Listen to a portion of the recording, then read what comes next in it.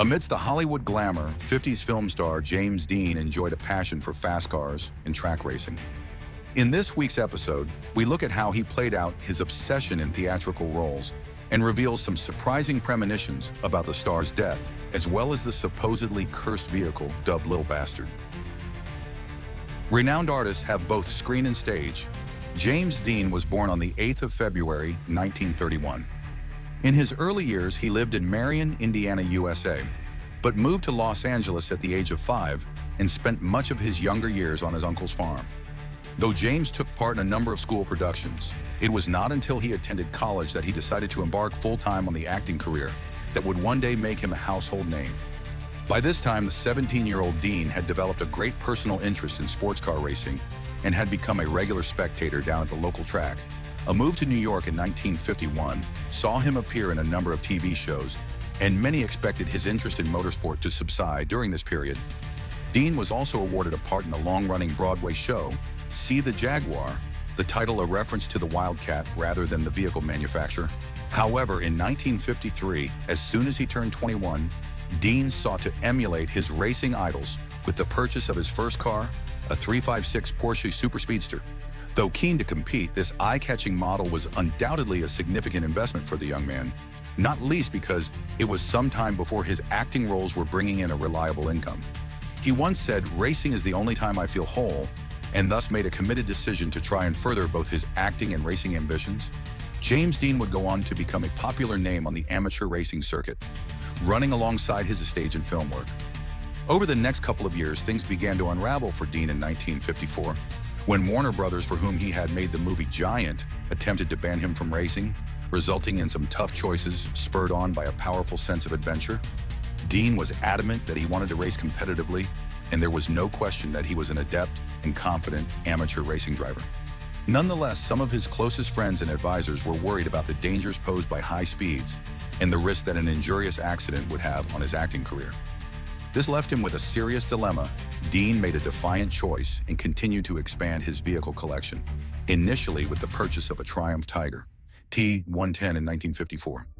He then went on to race at Palm Springs in March 1955, and in May he partook in road races at Minterfield Bakersfield in Santa Barbara.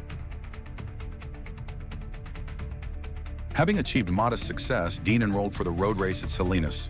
He traded in his 2-year-old Speedster, upgrading to a Porsche Spyder 550, which was capable of speeds of over 140 miles per hour.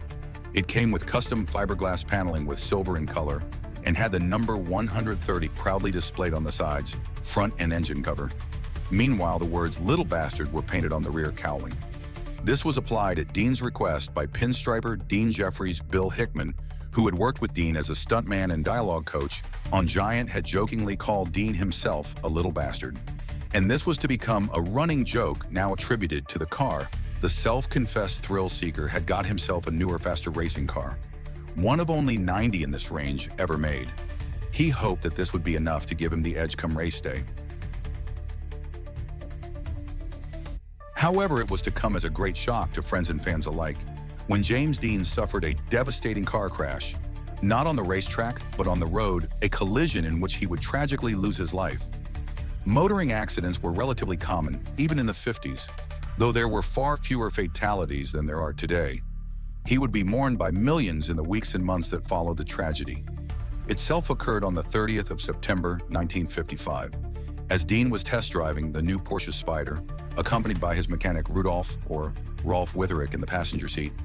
Bill Hickman was driving a Ford station wagon close behind, and the route had carefully been planned to incorporate quiet roads which would allow the Spyder to reach similar speeds to what it could achieve on track at around 5:45 p.m. He was driving in the direction of California Polytechnic at an estimated speed of 85 miles per hour when a black and white Ford Tudor coupe came out from the adjoining intersection on Route 4641 near Shalom, and the two vehicles collided, flipping Dean's car into the air. The Tudor, meanwhile, skidded nearly 12 meters upon impact. Dean suffered multiple broken bones and internal bleeding, striking the steering wheel with his head, which caused the actor's neck to snap violently, whilst ambulance crews attended the scene quickly. There was unfortunately little they could do. He was taken to the Paso Robles War Memorial Hospital and pronounced dead within the hour. His mechanic, meanwhile, had not worn his seatbelt. He had been thrown from the vehicle but escaped with his life, albeit with serious injuries, including a broken hip and jaw. The driver of the coupe, a 23-year-old student by the perhaps unfortunate name of Donald Turnipspeed, was relatively unharmed but bruised and in shock. An inquest was held into Dean's death by the San Luis Obispo court, and Turnipspeed was asked to give evidence. The court suggested that the low profile of the coupe combined with the high speeds were key contributing factors, but attributed no blame to either driver, and a verdict was returned of accidental death without criminal intent. Dean himself may not have been entirely surprised that he died in a car crash. He is quoted as saying, "What better way to die? It's fast and clean, and you go out in a blaze of glory." That said, he could not have known that he would crash the Spider within 9 days of having purchased it. Multiple sources, including contemporaries, have commented on Dean apparently having problems with his car in the time leading up to his death, given the Spider's unfortunate outcome. Some believe the car was evil and cursed with bad luck, chillingly. Various accounts corroborate that anybody directly associated with the car is at risk of being affected, potentially even harmed by the curse of Little Bastard. One example of this can be seen with the crash survivor Rolf Luthric, Dean's mechanic. He successfully went on to work with the Porsche rally team, yet he too would be involved in a crash in his own vehicle some years later. Meanwhile, a sequence of events involving the car's wreckage somewhat sends a cold chill up the spine. Car designer George Barris, later known for designing the Batmobile, bought Dean's car to sell for parts.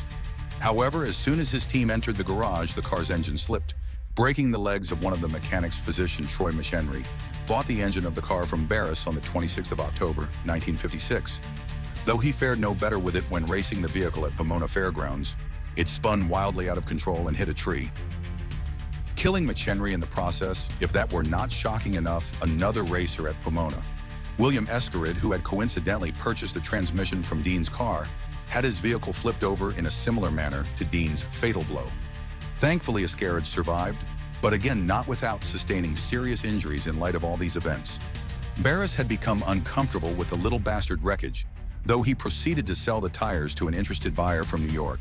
The curse was said to strike again when those tires, now fitted to another vehicle, blew at the same time, whilst driving, almost causing another collision in the process. In another incident, a plucky adolescent slipped and gashed his arm when trying to steal the steering wheel. With little else to lose, Barris decided to loan the car out to a local charity, the Californian Highway Patrol, to use for their training exercises, to his disbelief. The charity reported that their garage had been burned down just a week later. But despite the devastating fire, Little Bastard had strangely remained intact at this point. Barris wanted little more to do with the vehicle. It had caused at least 6 injuries and 2 deaths by that time, and he thought it best to take Little Bastard off the road for good. It was taken to an exhibition at Sacramento, but whilst on display, the car suddenly slipped off the exhibition stand, breaking the hip of a teenage visitor. Lorry driver George Barrios became the haunted car's next unfortunate victim. He was tasked with transporting the Porsche when it suddenly fell from his flatbed truck, crushing him and killing him. At the same time, traders and automobile enthusiasts talked about how James had died too young and how the car didn't seem to want to go to another owner. The mishaps and accidents continued until 1960, when the car mysteriously vanished. Barris had requested that it be transported back to Los Angeles. However, when the transporter reached its destination, Barris opened the back of the trailer to find that it was empty. A reward for $1 million was offered for its return. Apparently, a few parts are with Dean's relatives, and recently a part was apparently sold on eBay, but the authenticity is yet to be proved. The stupefying events concerning the wreckage of Little Bastard now sit alongside the tragedy of the star's early death. Strangely, it would not be the only car to apparently inflict upon its own as some kind of hex. Ever since the motor car was invented, there have been many accounts of haunted or cursed vehicles. Not least among them was the golden 1964 Dodge 330, dubbed the Golden Eagle. A car which was not only suspected of being responsible for a number of vicious murder-suicides at the hands of its various owners, but also inspired the Stephen King novel Christine. But that is a story for another time. With Dean being such an experienced driver, the nature of his death still divides opinion to this day. The question of whether the accident could have been prevented has been raised countless times, and there are a number of plausible theories which argue the case for this. Firstly, and perhaps the most blatant example of a warning, is the fact that both Dean and Hickman were issued with speeding tickets on the day of his death at around 3:30 p.m. Despite this stern cautioning from the law, Dean persisted in pushing the new Spider to the limit in the hope of gaining an advantage come race day.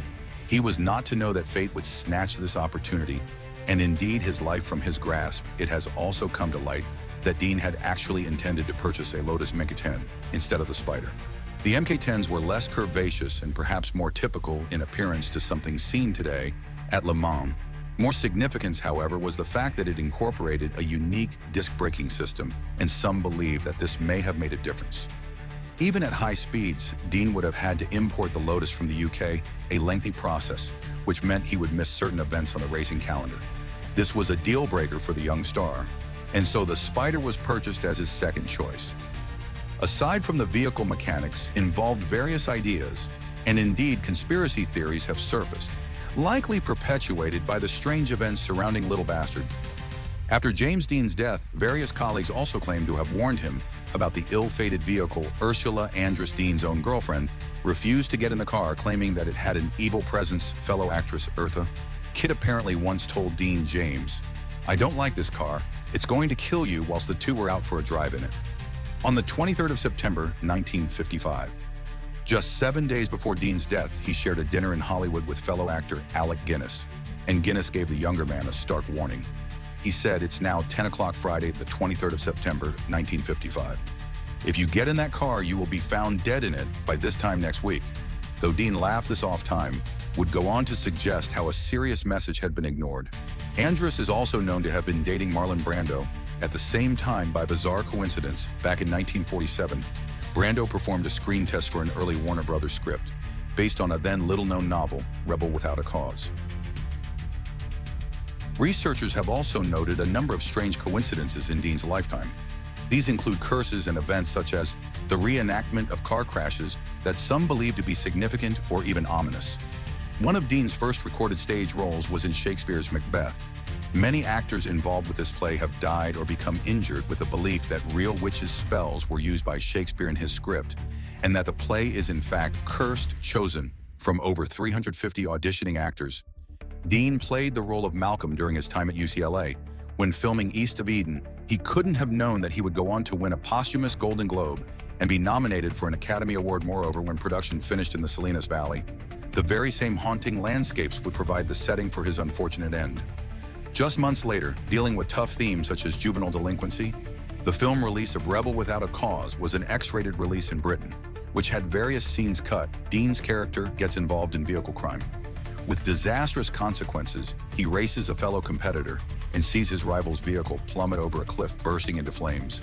This was the last film to be made in Dean's lifetime, one which is still highly regarded to this day. The young star would be immortalized in his role as Jim Spark, becoming somewhat affectionately known as Jimmy Dean. In one final strange twist of fate, Dean's final stage performance also includes an echo of his impending demise.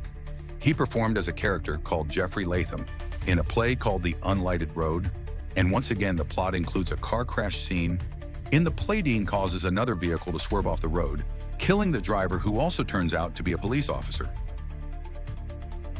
It seems Dean was a truly gifted actor, but whether this is a case of life imitating art, or art being a spookily accurate representation of life, his time with us was surely ended prematurely. It is clear that his memory lives on through his work, and even via recent reports of strange visions in Bakersfield, of a lone man with obscure features driving along the highways in a silver Porsche Spider, in the words of the Eagles. Little James Dean up on the screen, wondering who he might be. Along came a spider, picked up a rider, took him down the road to eternity. James Dean, you bought it sight unseen. You were too fast to live, too young to die.